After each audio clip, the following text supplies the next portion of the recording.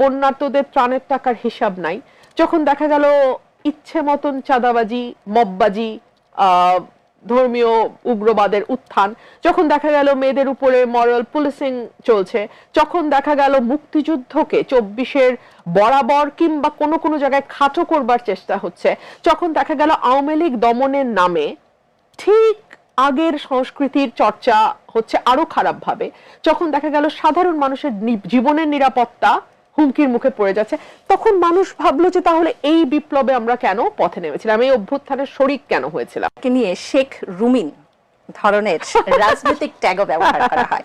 আগে আওয়ামী লীগের বিরুদ্ধে আপনার কঠোর অবস্থান ছিল, এখন অনেকে ন্যারেটিভ দেয় যে আপনি আওয়ামী লীগের কোনো অধিকার বা ন্যায্যতার প্রশ্নে কথা বলেন সব সময়। আচ্ছা, রাজনীতিতে একজন মানুষকে সব সময় আমাদের লোক, ওদের লোক, এই যে ট্যাগ দেওয়া বা দুইটি বক্সের মধ্যে রাখা, এর বাইরে কি যাওয়া সম্ভব নয়? এখন শুধু তো রাজনীতি না, এখন বিষয়টি ছড়িয়ে গেছে সর্বক্ষেত্রে। আপনার সাংবাদিকতার জায়গা থেকে যদি আমি বলি, আপনার বক্তব্য যদি পছন্দ না হয়, মুহূর্ত মাত্র লাগবে না আপনাকে তার পছন্দ মতো একটা ট্যাগ দিয়ে দিতে। আজকে আমি খবরে দেখছিলাম রাজশাহীর দিকে, সম্ভবত আমি এখন চেক করে আরো ভালো বলতে পারবো, আদালত ভাঙচুর হয়েছে, কারণ বিচারক বলেছিলেন লোডশেডিং এর ব্যাপারে সম্ভবত, এবং এই বক্তব্যকে রাষ্ট্রবিরোধী বক্তব্য বলে আদালত ভাঙচুর হয়েছে। সো আপনি বুঝতেই পারেন যে আমাদের মত প্রকাশের স্বাধীনতাটা কোথায় গিয়ে দাঁড়িয়েছে।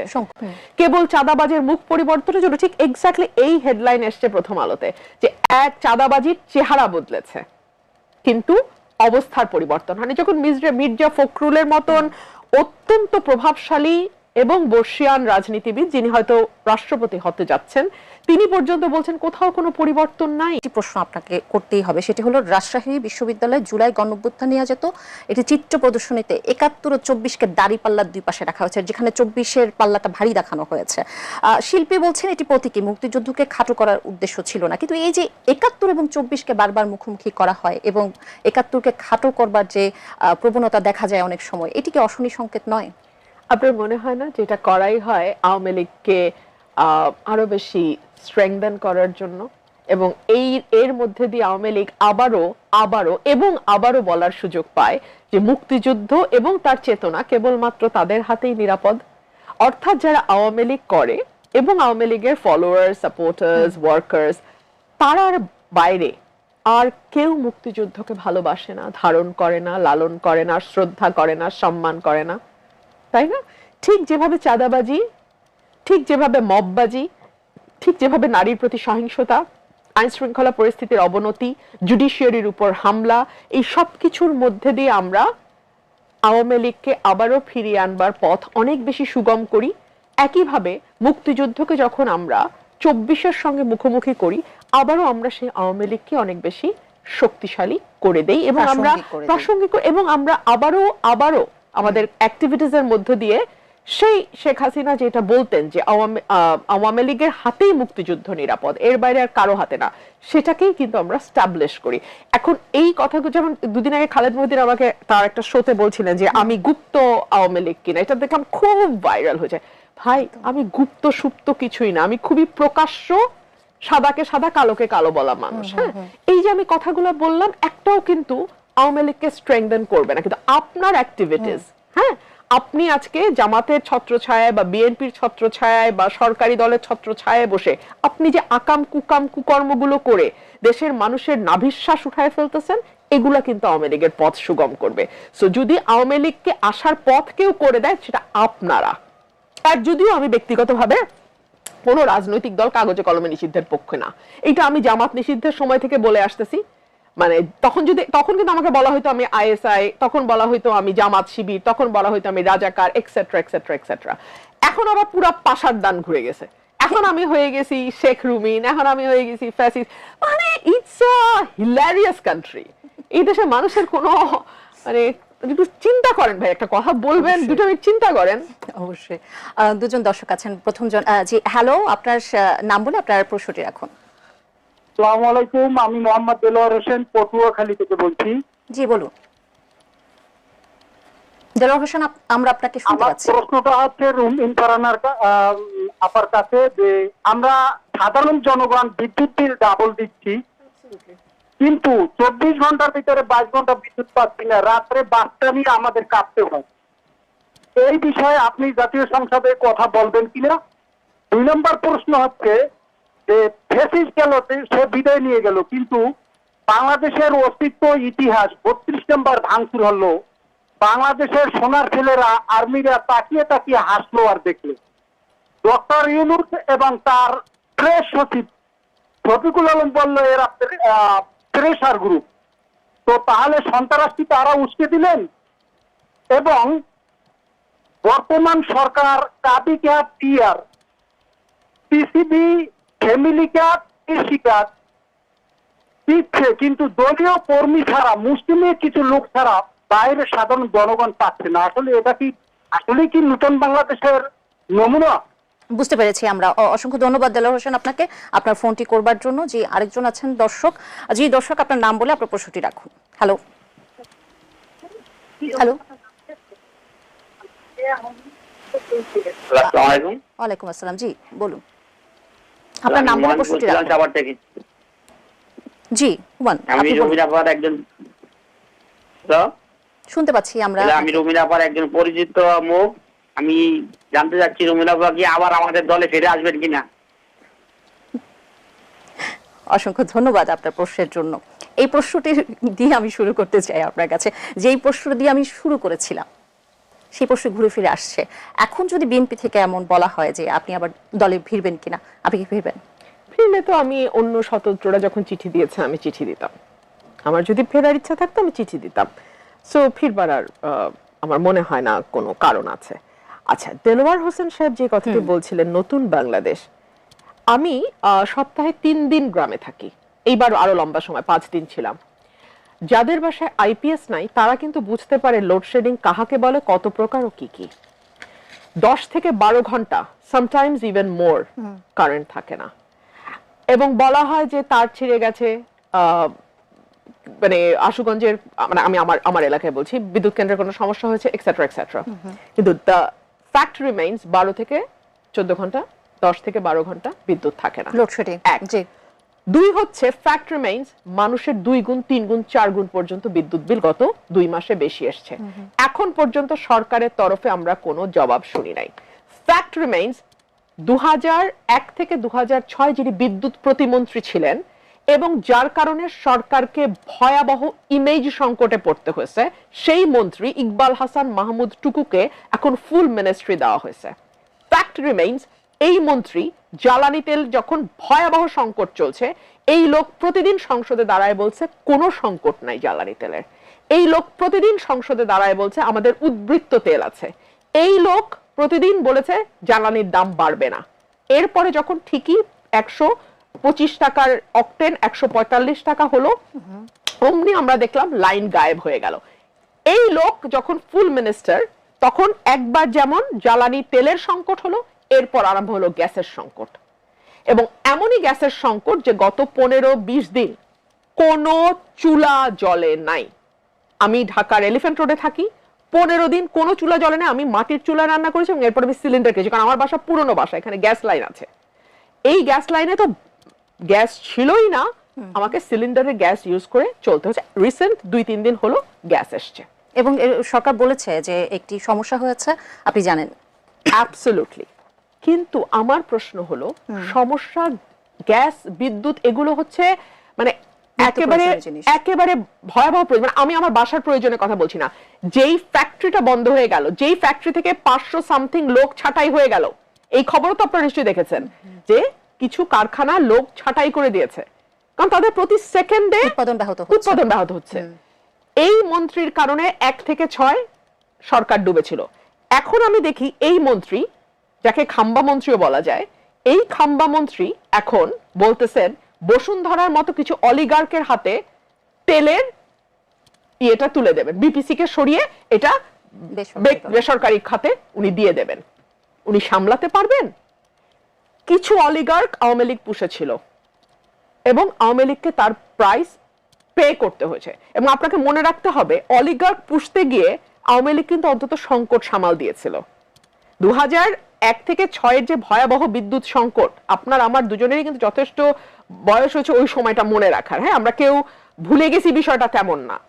সো এই 1 থেকে 6 এ যে ভয়াবহ সংকট তৈরি হচ্ছিল, আমরা তো দেখলাম যে 8 এর হাসিনা ক্ষমতায় আসার পরে কুইক রেন্টালের মাধ্যমে, হ্যাঁ, বিদ্যুৎ বিল অনেক বেশি আসছে, কিন্তু অ্যাটলিস্ট ওই লোডশেডিং থেকে মানুষ বাঁচছিল। সরকারের আজকে যদি আমি বলি এই যে কুইক রেন্টালের হাজার হাজার কোটি টাকা আমাদের গচ্চা, এটার পিছনে তো এর আগের সরকারের ব্যর্থতা দায়ী। আগের সরকার যদি এরকম ভিজিবলি ফেল না করতো, তাহলে তো আওয়ামী লীগকে ক্ষমতায় এসে এইভাবে যথেচ্ছ দুর্নীতি করে নিজস্ব লোকদেরকে কুইক রেন্টাল দিয়ে এই 15 বছর এত এত টাকা ইনকামের সুযোগ দিতে পারতো না। এখন শুনি এই খাম্বা মন্ত্রী ইকবাল হাসান মাহমুদ টুকু, তিনি নাকি বেসরকারি করে দেবেন তেল। আপনি আমাকে বলেন, সিলিন্ডারের দাম গ্যাস বলেছিল যে সরকার নির্ধারণ করবে, 1800 টাকার সিলিন্ডার কত টাকা দিয়ে কিনতে হয়? তেল পারবে সরকার নিয়ন্ত্রণ করতে? এবং যখন যেই মুহূর্তে তেলের দামটা বেসরকারি খাতে চলে যাবে, তাদের নিয়ন্ত্রণে চলে যাবে তেল, সেই মুহূর্ত থেকে আপনি মনে রাখবেন বাংলাদেশের ব্যবসা বাণিজ্য থেকে শুরু করে সাধারণ মানুষের জীবন পর্যন্ত পুরোপুরি জিম্মি হয়ে যাবে, সরকার জিম্মি হয়ে যাবে কয়েকটা গ্রুপের হাতে। সরকারের পক্ষ থেকে বলা হচ্ছে যে 10 বছর মেয়াদী জ্বালানি খাতকে নিয়ে তারা দীর্ঘমেয়াদী পরিকল্পনা করছেন। সেই পরিকল্পনা আপনি কি মনে করেন যে সেটি কত বাস্তবায়িত হবে? আমি জানি না সরকার কি পরিকল্পনা করছে, কারণ আমরা তো আসলে খুবই সরকার প্রধানের মুখ থেকে তো আমরা রোজি অ্যান্ড ফ্লাওয়ারি কথাবার্তা ছাড়া কোনো কাজের কথা তো আসলে ওভাবে শুনি না। সো আমি বলতে পারবো না সরকারি কি পরিকল্পনা। আমাদের বিদ্যুৎ মন্ত্রী কি কিছু বলেছেন যে তাদের কি পরিকল্পনা? আমি জানি না তাদের জ্বালানি নিয়ে কি। সেক্ষেত্রে এই প্রশ্ন যখন আসে তখন 180 দিনের একটি চ্যালেঞ্জ ছিল বর্তমান সরকারের। সেই 180 দিনের চ্যালেঞ্জে বিভিন্ন মন্ত্রণালয়ের যারা দায়িত্বপ্রাপ্ত রয়েছেন তাদের জন্য কতটুকু চ্যালেঞ্জিং হবে, বিশেষ করে যদি এটাকে আপনি ধরেন? 180 দিন নিয়ে, আচ্ছা, আমি একটা নিউজ আজকে দেখতে দেখতে আসছিলাম, পুরনো নিউজ, এটা আমি সংসদে কথা বলেছি। 100 দিনের খতিয়ান, 100 দিনের রিপোর্ট টিআইবি বলছিল 605 জন খুন 100 দিনে বিএনপি রিপোর্টেড, 3500-র উপরে নারী নির্যাতন, ধর্ষণ এরকম কাছাকাছি 2-2500। সো এই হলো সরকারের খতিয়ান। চুরি ছিনতাই মানে একেবারে দৃষ্টিকটুভাবে বেড়েছে, এটা ছিল তাদের আইন শৃঙ্খলার রিপোর্ট। এবার আসেন বিদ্যুৎ জ্বালানি খাত, কারণ এগুলো খাতগুলো খুব গুরুত্বপূর্ণ খাত। বিদ্যুৎ জ্বালানি খাতে আসেন, বিদ্যুৎ থাকে না 10-12 ঘন্টা, বিল আসে ডাবল ট্রিপল, গ্যাস নাই দীর্ঘ সময়। গ্যাসের মানে আমার ধরুন আশুগঞ্জ সার কারখানা, সংসদে দাঁড়িয়ে এই মন্ত্রী, আটার ব্যর্থ মন্ত্রী, যিনি এর আগের সরকারকে 1 থেকে 6 বিএনপিকে ডুবাইছিলেন, তিনি বলতেছেন যে আশুগঞ্জে নাকি তিনি গ্যাস দেবেন, সংসদে ওয়াদা করছিলেন আমার প্রস্তাবের প্রেক্ষিতে। 1 মাস মধ্যে তার 30শে মের মধ্যে গ্যাস দেওয়ার কথা, যখন গ্যাস হয় না আমি আবার দাঁড়ালাম সংসদে। আমি যখন বললাম, উনি বললো না এটা চাইলেই দেওয়া যায় না, এক্সেট্রা এক্সেট্রা। মাননীয় স্পিকার ওনাকে সাবধান করলেন যে আপনি সংসদে যা বলবেন সেটা ডেটার ভিত্তিতে জেনে শুনে তারপরে ওয়াদাটা করবেন। আপনার ইচ্ছা হলো আর পল্টন ময়দানের মতন ওয়াদা দেওয়া শুরু করলেন, you cannot do that. But that's what that minister did. এবং তাকে তো কোনো জবাবদিহিতার আওতায় আনা হয় নাই। সড়কের কথায় আসেন, যেই মন্ত্রী প্রথমবার কথা বলে ধরা খাওয়া পড়ার কথা বলেন না, তিনি বললেন চাঁদাবাজি সমঝোতার ভিত্তিতে হচ্ছে, বিসমিল্লাহ। এরপরে তারপরে উনি মুখে তালা লাগাই দিলেন। কিন্তু 2টা ঈদে তার পারফরমেন্স দেখেন।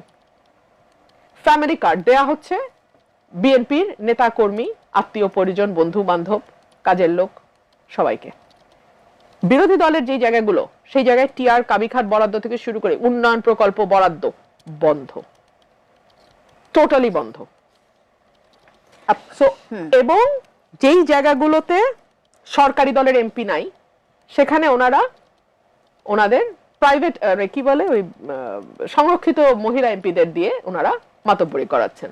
এইটুকু সেন্স নাই যে একটা ইলেক্টেড এমপি আর একটা সিলেক্টেড এমপির মধ্যে দিস গালফ অফ ডিফারেন্স। আমার মনে হয় না যে এই সরকার আসলে যে 10 বছরের পরিকল্পনা বলে 10 মাস কিভাবে কি করবে আমি জানি না। একজন দর্শক আছেন ফোনে। জি দর্শক, আপনার নাম বলে আপনার প্রশ্নটি রাখুন। হ্যালো। হ্যালো, আসসালামু আলাইকুম। ওয়ালাইকুম আসসালাম। জি বলুন। আমার বস। হ্যালো। জি শুনতে পাচ্ছি আপনাকে। হ্যাঁ, হ্যালো, আসসালামু আলাইকুম। ওয়ালাইকুম ওয়ালাইকুম আসসালাম, আমি আপনাকে শুনতে পাচ্ছি আমরা। আমি ঢাকা থেকে ফোন করেছি। আমার বয়স ৭৬ বছর। জি বলুন। আমি অত্যন্ত বয়স্ক মানুষ। স্বাধীনতা সংগ্রাম, জাসদের উত্থান, ৯১ সংগ্রাম, সংগ্রাম সবকিছু চোখে। কিন্তু আমার প্রশ্ন হইল, এই যে জুলাই সনদ এরা আজকে ৩-৪ মাস যে অবস্থা আপনারা সৃষ্টি করছেন, আমরা সাধারণ মানুষ কি পেলাম এই জুলাই সনদ থেকে? এই জুলাই সনদ এই দেশের মানুষের জন্য কি দিয়ে গেছে? জি বর্তমান ক্রাইসিস, বিদ্যুৎ নেই, গ্যাস নেই, বাজারের অবস্থা, যে অবস্থা আমরা কিভাবে চলে? জি জি ধন্যবাদ আপনাকে। আপনার প্রশ্ন আমরা বুঝতে পেরেছি। এই প্রশ্নের দ্বিতীয় যে প্রশ্নটি ছিল সেটির আলাপ মোটামুটি আমরা করে ফেলেছি। জুলাই সনদের কথা বলছে যে জুলাই সনদ নিয়ে যে বিভাজন তৈরি হয়েছে, যে রাজনৈতিক দূরত্ব তৈরি হয়েছে দলগুলোর মধ্যে, এটি থেকে আসলে বাংলাদেশের মানুষ জনগণ হিসেবে কি পাচ্ছে, এমন করেই তিনি প্রশ্নটি রেখেছেন। জনগণ আসলে জুলাই সনদ থেকে কিছু পায়নি, এবং জুলাই সনদ থেকে সবচেয়ে বেশি লাভবান হয়েছে সরকার। আপনি দেখুন, এই যে বিরোধী দলকে জুলাই সনদ দিয়ে ব্যস্ত রাখা, অথবা বিরোধী দল বুঝে শুনে সেই বিষয় নিয়ে ব্যস্ত থাকা, যে কারণে হচ্ছে কি, আমাদের জনগণের জীবন সংক্রান্ত যে সমস্যাগুলো, তাদের এভরিডে লাইফের যে সমস্যা, সেটা নিয়ে কোনো আলাপ হচ্ছে না, উপেক্ষিত থেকে যাচ্ছে। আমরা আজকে আলাপ করলাম বিদ্যুৎ নিয়ে, আমরা গ্যাস নিয়ে, আমরা সংকট নিয়ে আলাপ করলাম, আমরা আইন শৃঙ্খলা পরিস্থিতি নিয়ে আলাপ করলাম, আমরা মব নিয়ে আলাপ করলাম। কিন্তু দেখা যাচ্ছে এইগুলোর কথা আপনি যখন বলতে যাবেন, তখন ঠাস করে প্রধানমন্ত্রীর সাদাসিধা জীবন নিয়ে কথা বলা হচ্ছে। এতে হয়তো ওনার ব্যক্তিগত ইমেজ কে ঝাড়া পোছা করে একটা নতুন ইমেজ দেওয়ার একটা চেষ্টা হতে পারে, এবং এই চেষ্টা আপ্রাণ করে যাচ্ছে। কিন্তু আপনি আমাকে বলেন তো, আজকে যদি আপনি প্রধানমন্ত্রী হন, আপনি ১ লক্ষ টাকার জামদানি পরলেন না ২০০ টাকার তাঁতের শাড়ি পরলেন, তাতে আসলে আমার জীবনে কি যায় আসে? আমাকে তো যদি বাজারে গিয়ে ৪০০ টাকার কাঁচামরিচ কিনতে হয়, আমাকে যদি বাজারে গিয়ে ১০০ টাকার নিচে একটা সবজিও না পাওয়া যায়, আমাকে যদি ২ মাসের ব্যবধানে ১ বস্তা চিনি গুঁড়া চালের দাম ২০০০ টাকা বাড়ে, ২০০০ টাকা ১ বস্তায় বেড়ে গেছে, এবং কেউ কোনো দায় না নেয়, তাহলে আপনি আমাকে বলেন, আপনার ওই জামদানি ১ লক্ষ টাকার না ওই তাঁতের শাড়ি ২০০ টাকার প্রধানমন্ত্রী আপনি, আমার কি যায় আসে? আমার জীবনে তার কি ছাপটা পড়বে? এই প্রশ্নের কোনো সুযোগ নেই। জুলাই সনদ যেটা হয়েছে, বিএনপি এবং জামাত ইসলাম দুইটাকেই এক ধরনের একটা শিল্ড দিছে যে এরকম বাস্তব সমস্যা নিয়ে কোনো আলাপ হবে না, আলাপ হবে ইউটোপিয়ান আলাপ হবে জুলাই সনদে। আরে আমাদের তো বেসিক নিডসই পূরণ হচ্ছে না। দ্বিকক্ষ বিশিষ্ট সংসদ হবে, প্রধানমন্ত্রীর সঙ্গে রাষ্ট্রপতি ক্ষমতার ভারসাম্য হবে, মন্ত্রী পরিষদের জবাবদিহিতা বাড়বে, ইত্যাদি ইত্যাদি হবে। খুব ভালো কথা, এগুলো হওয়া দরকার। তার আগে তো আমার জীবনের বেসিক নিডস যেগুলা, হ্যাঁ, বেঁচে থাকার জন্য যেগুলা একজন নাগরিকের অত্যাবশ্যকীয়, সেগুলাই তো আমার হচ্ছে না। আজকে সন্ধ্যায় কয়েক ফোঁটা বৃষ্টি নামলো ঢাকায়। আপনার স্টেশন থেকে আমার বাসা ২০ মিনিটের রাস্তা, আমি আসলাম ১.৫ ঘন্টায়, কারণ পুরো রাস্তা পানি নিচে, মানুষ, গণপরিবহনের জায়গা নাই, ট্রাফিক সিগন্যাল কেউ মানছে না। সো আমরা তো এরকম একটা দেশে, এরকম একটা শহরে আমরা থাকি। এরপরে আর আসলে আমরা জুলাই সনদ আমাদের নাগরিকদের আর কি দিবে বলে আপনি এক্সপেক্ট করেন? একটি বাস্তবতা যদি তুলে ধরি আপা, সেটি হলো যে অনেকেই বলেন, এবং আমরাও দেখছি যে একটি সরকারের বয়স মাত্র ৫ মাস বা ৬ মাস যদি আমরা বলি, সেখানে অনেকগুলো সমস্যা তো থাকে। সেই সমস্যাগুলোকে সমাধান করবার জন্য তো একটি সময় দেবার প্রয়োজন রয়েছে। আপনারা কি মনে করছেন যে আপনারা যথেষ্ট সময় দিচ্ছেন সরকারকে? দেখেন, আমি যেটা বললাম যে এখন এটা যদি এমন কোনো সমস্যা হতো যেটা ইন্টেলেকচুয়াল লেভেলের, হ্যাঁ, যেটা হলে ভালো লং রানে একটা দেশের জন্য, দ্বিকক্ষ বিশিষ্ট সংসদ, প্রধানমন্ত্রী রাষ্ট্রপতি ভারসাম্য ক্ষমতার, এগুলো লং রানে হলে একটা দেশ বেনিফিটেড হবে লং রানে। কিন্তু যেই জিনিসটা আপনার এই মুহূর্তে দরকার, আপনার বাড়িতে বাজার নাই, আপনার হাতে আছে ৩০০ টাকা, আপনার চাল আনতে হবে, ডাল আনতে হবে, সবজি আনতে হবে, মাছ মাংস বাদ দেন, আপনার কাছে কিন্তু সরকারকে সময় দেওয়ার মতো সময় হাতে নাই। ১, ২ হলো, এই সরকার, এই দেশের মানুষ প্রতি মুহূর্তে এখন তুলনা করবে ২০০৮ থেকে ২৪ কেমন ছিল আর ২৬ থেকে 26 ফেব্রুয়ারি থেকে অনওয়ার্ডস কেমন আছে? মাঝখানের 2 বছর না, মাঝখানে 2 বছর তো কোনো রাজনৈতিক সরকার ছিল না, তারা তো বাংলাদেশকে আরো কয়েক বছর পিছিয়ে দিয়ে গেছে। মব ভায়োলেন্স, উগ্রপন্থার উত্থান এক্সেট্রা এক্সেট্রা, ওগুলো বাদ দিলাম। আমি দুটো পলিটিক্যাল গভর্নমেন্টের তুলনা করি। মানুষ তুলনা করবে 8 থেকে 24 এবং তারপর 26 ফেব্রুয়ারি থেকে অনওয়ার্ডস। সেখানে 15 মাসের সাথে 5 মাসের তুলনা কি ঠিক হয়? 15 বছর এবং 5 মাসের তুলনা 15 বছরে তাহলে তো মানুষ বলবে যে আমরা তো আরেকটু বেটার থাকবো। 15 বছরে নিরবচ্ছিন্ন বিদ্যুৎ পাইছি, 15 বছরে এরকম গ্যাস সংকটের মধ্যে পড়ি নাই, 15 বছরে ল অ্যান্ড অর্ডার সিচুয়েশন সাধারণ মানুষের জন্য বেটার ছিল। পলিটিক্যাল গুম খুনের কথা কিন্তু বলছি না, ইচ্ছা করে আমার এই কথাকে পেঁচানো হয়। পলিটিক্যাল গুম খুনের কথা বলছি না। আপনি রুহুল কবির রিজভী হলো অন্য আলাপ, কিন্তু আপনি যদি কুদ্দুস হন, সেলিম হন, রহিম হন, করিম হন, তাহলে আপনার জীবনে 100 দিনে 605টা খুন, ইট ম্যাটার্স। আপনার জীবনে 2500-এর উপর 100 দিনে ছিনতাই, চুরি, ইট ম্যাটার্স। 3000-এর উপরে রেপ বা নারীর উপর অপারেশন, ইট ম্যাটার্স। ঠিক আছে? এবং বলা হচ্ছে যে আগের তুলনায় এই ক্রাইম বেড়েছে। এবং আপনি যখন দেখবেন যে এই ক্রাইম কন্ট্রোলের দায়িত্ব যে মন্ত্রীর, তিনি সারাক্ষণ সংবিধান নিয়ে পেঁচাল পারেন জ্ঞানী ভাব ধরে এবং নিজের মন্ত্রণালয়ে জিরো পারফরমেন্স দেখান, তখন সার্টেনলি আপনার ভালো লাগবে না রে ভাই। আমরা একটু অন্য আরেকটি প্রসঙ্গে আসতে চাই। সেটি আপনি জানেন যে শেখ হাসিনার প্রসঙ্গটি, ক্ষমতাচ্যুত প্রধানমন্ত্রী আমি যদি বলি, তিনি ডিসেম্বরে দেশে ফিরবেন। কেউ মনে করছেন এটি আওয়ামী লীগের নেতাকর্মীদের মনোবল ধরে রাখার কৌশল, কেউ বলছেন রাজনীতিতে প্রাসঙ্গিকতা রাখার একটি কৌশল। আপনার কাছে কোন ব্যাখ্যাটি বেশি বিশ্বাসযোগ্য? তিনি কি সত্যি ফেরার প্রস্তুতি নিচ্ছেন? দেখেন, উনি ফিরবে কি ফিরবে না, আমি ওনার দলও করি না, ওনার সিদ্ধান্ত আমি জানিও না, আমি একদম জানি না। আমি শুধু এটুকু চিন্তা করি, একটা রিজনেবল পারসন ওনার জায়গায় যদি কেউ থাকতো, যার পরিবারের লেগেসি আছে পলিটিক্যাল, যার হিস্ট্রি আছে পুরো পরিবারকে হারানোর, যার সরকারি সার্ভ করবার এবং বিরোধী দলে সার্ভ করবার লং হিস্ট্রি আছে, যিনি 36 বছর, না কবে 81 থেকে শুরু করে 26 অনওয়ার্ডস 46 বছর আওয়ামী লীগের সভাপতির দায়িত্বে যিনি আছেন, এত বড় একটা রাজনৈতিক দল, এবং যার পরিবার কেবলমাত্র 2 সন্তান নয়, যার পরিবার আওয়ামী লীগের গোটা পরিবার। সো তাকে যদি মানে তার এই হিস্ট্রিটাকে জারি, মানে তার এই যে এই 46 বছরের যাত্রা এবং তার আগে তার পরিবারের যে যাত্রা, এটাকে যদি ধরে রাখতে হয় তাহলে তাকে ফিরতে হবে, সিম্পল। কারণ আজকে যদি উনি অন্য কোনো দেশে মারা যান, that will be the end of her politics, that will be the end of the party's politics. So এটা খুব ভয়ানক যে তার বাবার রাজনৈতিক দল, তার রাজনৈতিক দল, তার এই রাজনৈতিক দলটার পেছনে দীর্ঘদিনের পরিশ্রম, এই দণ্ড মাথায় নিয়ে তিনি আসবেন। আমার ইকুয়েশন তাই বলে। আচ্ছা, সেখানে যদি আপনি যদি নীতি নির্ধারকের জায়গায় থাকতেন এবং ডিসেম্বরে যদি তিনি সত্যি ফিরে আসতেন, আপনার কৌশল কি হতো?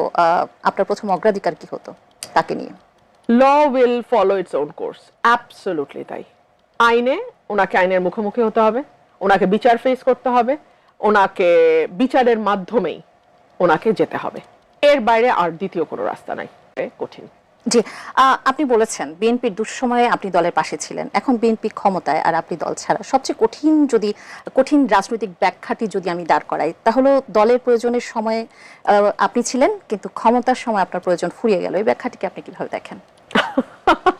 এটা তো আপনি দিয়ে দিলেন যে দুঃসময় প্রয়োজন ছিল, সুসময়ে প্রয়োজন শেষ। সেখানে কোনো আক্ষেপ আছে আপনার? একদম না, একদম না। এবং আমার কাছে সবসময় মনে হয় যে আপনাকে যদি সংসদ সদস্য হতে হয়, সেটা সরকারি দলের সংসদ সদস্য হয়ে আসলে আপনার ঝিমানো ছাড়া পার্লামেন্টে তেমন কোনো কাজ নাই। সংসদ সদস্য হতে হলে এবং কোনো দায়িত্ব ছাড়া, মানে মন্ত্রিত্ব ছাড়া যদি হতে হয়, সেটা সব সময় বিরোধী দলে থেকে হতে হবে আপনাকে। আপনার রাজনীতিবিদ হয়ে ওঠাটা কিন্তু সবসময় বিরোধী দলে থেকে হয়, সরকারে থেকে কখনো রাজনীতিবিদ হওয়া যায় না। কিন্তু আপা, আপনি সবসময় একটি প্রশ্ন রেখেছেন, কয়েকবারই আপনি বলবার চেষ্টা করেছেন যে আপনাকে বলতে দেওয়া হয় না, বা সেই কারণে আপনাকে সময় চাইতে গেলে হয়তো বা একটি সমস্যার মধ্যে পড়তে হচ্ছে। সেক্ষেত্রে কি আপনার মনে হয় যে আসলে কোনো দলের হলে আপনার ভালো হতো? না, এই সামান্য 1 মিনিট 2 মিনিট 5 মিনিটের জন্য কোনো দলের হওয়াটা খুব গুরুত্বপূর্ণ না। আমি যদি পার্লামেন্টে কথা বলতে না পারি দুঃখজনক, কিন্তু আমি তো এখানে আপনাদের সাথে কথা বলছি। হয়তো আগের মতো এত কথা এখন আর বলি না, আমার টাইম কনস্ট্রেইনের ব্যাপার আছে, আমার প্রফেশনে অনেক দিন পর আমি আবারও ফুল মনোযোগ নিয়ে ফিরে গেছি, সো আমার সেটারও একটা ব্যস্ততা, চরম ব্যস্ততা আছে। তারপরে তো বলা যায়, চাইলেই বলা যায়। আপনার নিশ্চিত। এভরি সিঙ্গল ডে সুপ্রিম কোর্টে এজি অফিসে যারা নিয়োগ পায় নাই বা যাদেরকে বাদ দেয়া হয়েছে, এভরি সিঙ্গল ডে তারা সুপ্রিম কোর্টের সামনে ব্যাপকভাবে সমাবেশ করছে, এভরি সিঙ্গল কিন্তু ডে। এরকম তো ছিল যে আদালত প্রাঙ্গণে আসলে কোনো মিছিল মিটিং করা যাবে না। দেখুন, আমরা না এরকম আসলে কখনো দেখি নাই যে অ্যাটর্নি জেনারেলের অফিসে অ্যাটর্নি জেনারেলের সঙ্গে বাগবিতণ্ডা হয়তো হাতাহাতি হয়ে তারপরে মানে দুটো ভাগ হয়ে গেছে, এরকম আমরা দেখি নাই। আওয়ামী লীগ আমলে আমরা প্রথম দেখলাম ইলেকশন ম্যানিপুলেশন, বারের ইলেকশন ম্যানিপুলেশন, এবং সেটা একেবারে পুলিশ এনে বাইরের লোক এনে এই নোংরামিটা তারা বারে, সুপ্রিম কোর্ট বারে এই নোংরামিটা আওয়ামী লীগ করেছে। এখন আমরা দেখতে পাচ্ছি আরো ভয়ঙ্কর, কোর্টে কোর্টে গিয়ে হুমকি দেয়া হয়, দেখা যায় না সেই হুমকি এজি অফিস থেকে দেয়া হয়, ডিএজিদের আচরণ আমরা কোর্টে কোর্টে দেখি, একটা মানে খুব স্ট্রং একটা যে সার্ভিলেন্সের মধ্যে জজ সাহেবদেরকে রাখা হয়, এটা কিন্তু আমরা বুঝি। এবং ওনাদের যে হেজিটেশন একটা রিলিফ দেওয়ার ক্ষেত্রে, ওনাদের যেই চিন্তা যে আচ্ছা এটা এই রিলিফটা দিলে আবার কি হয়, কথায় কথায় অ্যাপেলেট ডিভিশনে গিয়ে ওটাকে স্টে করে দেওয়ার যে চেষ্টা আমরা সরকারের তরফে দেখি, এবং যেই জজ সাহেবটা হয়তো একটু বেশি রিলিফ দিচ্ছেন, যেই জজ সাহেবটা হয়তো প্রো বেঞ্চ মানে লয়ারদের প্রতি সিম্প্যাথেটিক, হ্যাঁ ক্লায়েন্টদের প্রতি সিম্প্যাথেটিক, সঙ্গে সঙ্গে তার বেঞ্চ চেঞ্জ করে দেওয়া, এগুলো তো আমরা দেখছি।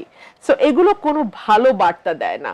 আমরা না স্বাধীন বিচার বিভাগ নিয়ে দীর্ঘ সময়ে সংগ্রাম লড়াই করলাম, আমরা না সেই মাজদার হোসেন 1999 সালের সেই জাজমেন্টকে ইমপ্লিমেন্ট করার জন্য শেখ হাসিনা আমলে জাজমেন্ট দিল, হলো না। খালেদা জিয়ার শাসন আমল গেল 1 থেকে 6, 2001 থেকে 6, হলো না। আবার 1/11 এর সময় কিছুটা আসলো, কিন্তু 8 থেকে 24 একেবারে শেখ হাসিনার সময়টা পুরোপুরি জুডিশিয়ারিকে কন্ট্রোলড অ্যান্ড পলিটিসাইজ করা হলো। এখন আবার দেখছি ভীতির একটা সংস্কৃতি চালু। সো আপনি আমাকে বলেন যে আমি একজন আইনজীবী হিসেবে, বাংলাদেশের একজন নাগরিক হিসেবে আমার মানে স্যাটিসফ্যাকশনের জায়গাটা কোথায়? আজকে একটা ভেরি ইন্টারেস্টিং খবর এসেছে, প্রধানমন্ত্রীর আপন খালাতো ভাই, তার পেট্রোল পাম্প মনে হয় আছে, 1 কোটি সামথিং লাখ টাকা ওইখান থেকে ছিনতাই করে নিয়ে যাওয়া হয়েছে, এবং এখন অপরাধী ধরা পড়ে নাই। সো এই দেশের ল অ্যান্ড অর্ডার সিচুয়েশন বলেন, জুডিশিয়ারির অবস্থা বলেন, আমাদের এই 5 মিনিটের আলোচনায় তো আমার মনে হয় ইটস ক্লিয়ার। একটি বিশ্লেষণে বলা হয়েছে যে জুলাই আন্দোলনে তরুণরা ছিলেন ফ্রাস্ট্রেটেড অ্যাচিভার্স, যারা শিক্ষিত, দক্ষ, উচ্চাকাঙ্ক্ষী হয়েও যোগ্য চাকরি, মর্যাদা বা সামাজিক সুযোগ পাননি। আপনার কি মনে হয় শেখ হাসিনা সরকারের সবচেয়ে বড় ভুল ছিল এই নতুন প্রজন্মের যে মনের ক্ষোভ বা আকাঙ্ক্ষা বুঝতে না পারা? এটা আওয়ামী লীগের যেমন ভুল ছিল, এই ভুলটা কিন্তু এখনো কন্টিনিউ হচ্ছে। আমার কিন্তু মনে হয় না যে এই সরকারও খুব ভালোভাবে আমাদের নতুন প্রজন্মের ভাষা বুঝতে পারছে। এখানে একটা বিরাট ব্যর্থতা, নতুন প্রজন্মের যে মুখগুলোকে আমরা সামনে দেখেছি তাদের, আমি কিন্তু পুরো প্রজন্মকে একদম বলবো না, এই সামনে যাদেরকে দেখেছি তাদের উপরে কিন্তু মানুষ অনেক বেশি আস্থা রেখেছিল, কিন্তু যখন দেখা গেল। আরেকজন দর্শক আছেন ফোনে। জি দর্শক, আপনার নাম বলে আপনার প্রশ্নটি রাখুন। হ্যালো, আসসালামু আলাইকুম, আমার নাম শোয়েব, আমি ঢাকা থেকে বলছি। জি বলুন। আমার একটা ছোট্ট প্রশ্ন, বা আমি মনে করি গুরুত্বপূর্ণ, সেটা হচ্ছে যে ইলিশ মাছের দাম এত কেন? কারণ এখন সিজন চলতেছে, ভারতেও ইলিশ মাছের বা কলকাতায় এত দাম না, আমাদের দেশে ইলিশ মাছের দাম এত কেন? এইটা আমি একটু জানতে চাই। অসংখ্য ধন্যবাদ আপনার প্রশ্নের জন্য। আপা, আপনি জানেন ইলিশ মাছের দাম এত বেশি কেন?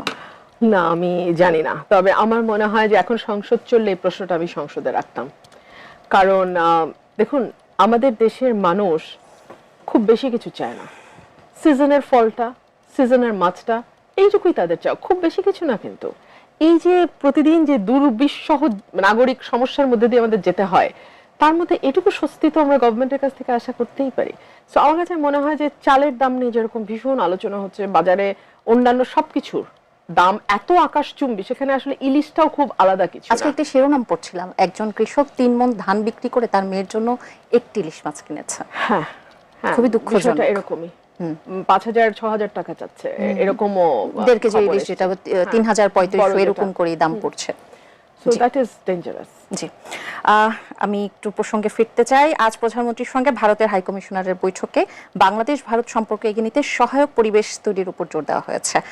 একই সঙ্গে ঢাকা শেখ হাসিনার প্রত্যর্পণ, ওসমান হাদির হত্যাকাণ্ডের আসামিদের ফেরত পাঠানো, সীমান্ত হত্যা, পুশিন নিয়েও স্পষ্ট অবস্থান জানিয়েছে। শেখ হাসিনার প্রত্যর্পণ সহ এসব স্পর্শকাতর ইস্যুতে ভারতের যে দৃশ্যমান সহযোগিতা কি এখন ঢাকা দিল্লি সম্পর্কের ফ্রেশ স্টার্ট হিসেবে দেখছেন, আমি যেটা বা বড় পরীক্ষা কিনা আমাদের জন্য? মন্ত্রীর বিবৃতি আমি যেটা দেখলাম, সেখানে আওয়ামী লীগের সভানেত্রী এবং ওসমান হাদির ব্যাপারে যে গুরুত্ব দেওয়া হয়েছে, পুশ ইন বা ইয়ের ব্যাপারে, সীমান্ত হত্যার ব্যাপারে খুব বেশি কথা হয়নি আমি দেখলাম। এবং মন্ত্রী নিজেই বলছেন হ্যাঁ অল্প কিছু কথা হয়েছে। আমার কাছে মনে হয়েছে শুধু তো পুশ ইন বা সীমান্ত হত্যা না, আমাদের গঙ্গা চুক্তি রিনিউয়ালের ব্যাপার আছে, তিস্তা সহ 42টা অভিন্ন নদীর পানির ইস্যু আছে, ভিসা ইস্যু আছে, এবং for the first time Bangladesh ভারতের ইতিহাসে এইবার কিন্তু একজন মন্ত্রী আমাদের হাই কমিশনার হয়ে এসেছেন। সবসময় আমরা জয়েন্ট সেক্রেটারি, এডিশনাল সেক্রেটারি লেভেলের আমলা, ক্যারিয়ার ডিপ্লোম্যাট যারা, তারা আসেন। ফর দ্য ফার্স্ট টাইম একজন পলিটিশিয়ান এসেছেন, এবং আমার কাছে মনে হচ্ছে এটা অত্যন্ত সিগনিফিক্যান্ট। এখন এই বিষয়টি সরকার কিভাবে হ্যান্ডেল করবে এটা সরকারই জানে। এবং যে দাওয়াত এবং দীনেশ ত্রিবেদী আসার পরে কিন্তু 1 মাসের উপরে পার হয়ে গেছে, তারপরে কিন্তু প্রধানমন্ত্রীর সঙ্গে আজকে ওনার প্রথম বৈঠক হয়েছে, 1 মাসের উপরে হয়েছে প্রথম বৈঠক। তো আমার কাছে মনে হয় যে সরকারকে আরো আরো মানে বুঝে শুনে পা ফেলবার একটা ব্যাপার আছে। বিকজ আপনি তো এত বড় প্রতিবেশীর পাশে আছেন এবং চাইলে তো প্রতিবেশী পাল্টাতে পারবেন না। এর মধ্যে যতটুকু সম্ভব দ্বিপাক্ষিক স্বার্থ যতটুকু সম্ভব আদায় করে নেওয়া, সেটাই বুদ্ধিমানের হবে। কারণ যখন আপনার মানে জ্বালানি সংকট হবে, তখন ভারতের কাছেই আপনাকে গিয়ে হাত পাততে হচ্ছে, কিংবা কাঁচামরিচও ভারত থেকেই নাকি আসছে। সো এই যখন অবস্থা, তখন আমার মনে হয় যে গভর্নমেন্ট অফকোর্স বুঝে শুনেই ইয়ে করবেন। এবং প্রধানমন্ত্রী হিসেবে না হলেও বিমস্টেকের সভাপতি হিসেবে তো উনি সম্ভবত ভারতের যাওয়ার ব্যাপারে একটা আলোচনা হচ্ছে, দেখা যাক। কিন্তু সিদ্ধান্ত এখনো হয়নি। এই ক্ষেত্রে এই যে অনিশ্চয়তা, এই যে এটিকে আমাদের পক্ষ থেকে একটি অনেক স্পষ্ট একটি বার্তা কিনা যে আমরা আসলে সমতায় বিশ্বাস করি, আমরা আসলে আমাদের কূটনীতিটা অনেক শক্ত, সেই বার্তাটিও কি পৌঁছায় কিনা? ওয়েল, সেই বার্তা যদি আপনি দিতে চান, তাহলে আসলে ট্রেড এগ্রিমেন্ট নিয়ে আমেরিকার সাথে আপনাকে তো সংসদে আলাপ করতে হবে। সেই বার্তা যদি আপনি আসলে দিতে চান, তাহলে তো আপনাকে আমেরিকার 250 বছর পূর্তি আপনার সংসদ ভবনে হইতে পারে না। সেই বার্তা যদি আপনি আসলেই দিতে চান, তাহলে তো আপনাকে মাথায় রাখতে হবে বিমস্টেক মানে শুধু ইন্ডিয়া না, বিমস্টেক মানে হচ্ছে সেই সাথে আরো বেশ কিছু দেশ এর সঙ্গে যুক্ত। তো সবকিছু মাথায় রেখেই চীন, রাশিয়া, আফ্রিকা, সাউথ আফ্রিকা বোধহয় সম্ভবত, if I am not wrong, but চীন, Russia is there for sure. So এগুলো চিন্তা করে আসলে আপনাকে সিদ্ধান্ত নিতে হবে। সেক্ষেত্রে দীনেশ ত্রিবেদী যেটি বলেছেন যে দুই দেশের শীর্ষ নেতৃত্ব সরাসরি বসলে অনেক সমস্যার সমাধান হতে পারে, আজ তিনি যেটি বলেছেন। এবং এই প্রেক্ষাপটে যদি বলি, বাংলাদেশ ফার্স্ট নীতির ভিত্তিতে ঢাকা দিল্লি সম্পর্ককে সেই জায়গায় নেওয়া কি সম্ভব কিনা, যে বন্ধুত্ব সহযোগিতার যে জায়গাটা থাকবে? আপনার হাতে আর কি অপশন আছে? আমি তো আসলে অপশনও খুঁজে পাই না। হ্যাঁ, যেখানে মনে হয় কিনা যে ভারতের প্রধানমন্ত্রী এবং আমাদের প্রধানমন্ত্রী বসলে, যেটি দীনেশ ত্রিবেদী বলছিলেন যে অনেক সমস্যার সমাধান হবে। নিশ্চয়ই, আমি মনে করি অফকোর্স, ওয়াই নট। এবং একই সঙ্গে আমাদের এটাও মনে রাখতে হবে যে আমাদের 2 বছর তো আমরা খুব স্ট্রংলি আমরা আলাপ শুনেছি, দিল্লি না ঢাকা, কিংবা ধরুন 7 সিস্টার্সকে নিয়ে নেওয়া, কিংবা ধরুন মানে অনেক রকম আলাপ আমরা শুনেছি। বাট ভিসা ওপেন হতে না হতে যখন একদিনে কয়েক লক্ষ ভিসা আবেদন পড়ে যায়, তখন তো আসলে ভাববার অবকাশ আছে যে বাংলাদেশের মেজরিটি পিপল তারা আসলে কি চাচ্ছে। হ্যাঁ, সো আপনাকে তো আসলে গুটি কয়েক মানুষ বা গুটি কয়েক গোষ্ঠী দেখলে হবে না, আপনাকে পিপলস ভয়েসটাও শুনতে হবে, পিপলস ডিজায়ারটাও দেখতে হবে। সো ওইটাও আমাদের মনে হয় মাথায় রাখতে হবে। আচ্ছা, আমরা যদি বলি এই কয়েকদিনের আলাপে, যেটি রাষ্ট্রপতি নির্বাচনের যে আলাপটি রয়েছে, যে জামাত নেতৃত্বাধীন 11 দলীয় জোট অলি আহমেদকে এবং বিএনপি থেকে মির্জা ফখরুল ইসলাম আলমগীরের মনোনয়নের কথা বারবার শোনা যাচ্ছে, আপনার কি মনে হয় যে নিশ্চিত পরাজয় জেনেও যখন 11 দলীয় জোট একজনকে প্রার্থী দিলেন, সেটি আসলে কি বার্তা দেয়? না, ঠিক আছে, উনি দাঁড়িয়েছেন, ঠিকই আছে। এটা আনকন্টেস্টেড হওয়ার চেয়ে কন্টেস্টেড হলেই তো ভালো। হ্যাঁ, আমি এভাবেই দেখি। আর বর্ষিয়ান রাজনীতিবিদ মির্জা ফখরুল ইসলাম আলমগীর এমন একজন ব্যক্তি, দল মত ভিন্ন মত থাকতেই পারে রাজনীতিতে, কিন্তু ওনাকে শ্রদ্ধা করেন না এমন মানুষ আসলেই পাওয়া দুষ্কর। এবং আমি যেটা দেখছিলাম সামাজিক যোগাযোগ মাধ্যম ঘুরে, যে মোটামুটি সকলেই চাচ্ছেন যে উনি যেন প্রেসিডেন্ট হন। সো ওনাকে আগাম শুভেচ্ছা জানাচ্ছি যে উনি হয়তো আমাদের পরবর্তী রাষ্ট্রপতি হতে যাচ্ছেন, এবং আশা করব যে বাংলাদেশের কোনো সংকট বা কোনো দুর্যোগে উনি ওনার এতদিনকার যে সাহসী ভূমিকা সেটাই আমরা আবারও দেখবো, যদি কখনো সেরকম হয়। কিন্তু সেক্ষেত্রে যদি মির্জা ফখরুল ইসলাম আলমগীর যদি মহামান্য রাষ্ট্রপতি হন, তাহলে সেখানে মহাসচিবের পদটি কিন্তু কে পাবেন পরবর্তীতে, সেটি নিয়েও কিন্তু একটি প্রশ্ন চলে আসে। আপনার কি মনে হয় কে হতে যাচ্ছেন পরবর্তী মহাসচিব, যদি এই প্রেক্ষাপট? আমার যেটা মনে হয় যে এটা এমন কাউকে দেওয়া হবে যিনি হয়তো দলের জন্য অবদান আছে কিন্তু উনি মন্ত্রিত্ব পান নাই, বা এমন কেউ যিনি আসলে দলে দীর্ঘ মানে ত্যাগ আছে দলের পেছনে, কিন্তু সেক্ষেত্রে রুহুল কবির রিজভী সাহেবের কথা শোনা যাচ্ছে। একদম আমিও সেটাই মনে করি যে তার হওয়ার সম্ভাবনাটা সবচেয়ে বেশি। হ্যাঁ, আমার তাই মনে হয়, বিকজ না হলে তো আসলে আপনাকে যে মানুষটি দীর্ঘ সময় দলের পিছনে শ্রম দিয়েছে, সময় দিয়েছে, ত্যাগ স্বীকার করেছে, কষ্ট করেছে, সেই মানুষটিকে আসলে আপনি কিভাবে কম্পেনসেট করবেন? জি, একেবারে যদি শেষ প্রশ্ন করি যে বাংলাদেশের একজন সাধারণ মানুষ যদি আপনাকে বলেন যে আপা আমরা কারো ভক্ত হতে চাই না, আমরা শুধু এমন একটি দেশ চাই যেখানে সরকার বদলাবে কিন্তু আমাদের জীবন নিরাপদ থাকবে, আপনি কি মনে করেন এই প্রতিশ্রুতিটির বাস্তবায়ন কিভাবে হওয়া সম্ভব? সদিচ্ছা, বিশ্বাস করেন। আর বাংলাদেশে না আমার যেটা মনে হয়েছে যে আমাদের democracy is fine, but we need a very strict benevolent dictator kind of সরকার প্রধান, যিনি বেনেভোলেন্ট হবেন কিন্তু খুব স্ট্রিক্টলি, খুব শক্তভাবে যিনি আসলে দেশের লাগামটা ধরবেন। আমরা খুব আনরুলি পিপল। হ্যাঁ, আপনি আমি তো হাঁস মার্কে দাঁড়িয়েছি, আমি আই লাভ হাঁস। আমি যখন দেখি আমার মানে প্রাণীকুলেরও কিন্তু একটা শৃঙ্খলা আছে। হাঁস লাইন ব্রেক করে না, আপনি খেয়াল করবেন খুব সুন্দর, একজনের পিছনে একজন যায়। পিঁপড়া লাইন ব্রেক করে না। আপনি বাংলাদেশের মানুষকে একটা লাইনে দাঁড় করায়, তারপর দেখেন কি হয়। অসংখ্য ধন্যবাদ আপা, আপনাকে আমাদের সময় দেওয়ার জন্য এবং কৃতজ্ঞতা প্রকাশ করছি। ধন্যবাদ, আপনাকে অসংখ্য ধন্যবাদ। দর্শক, আজকের মতো এখানেই শেষ করছি। আগামীকাল আবারও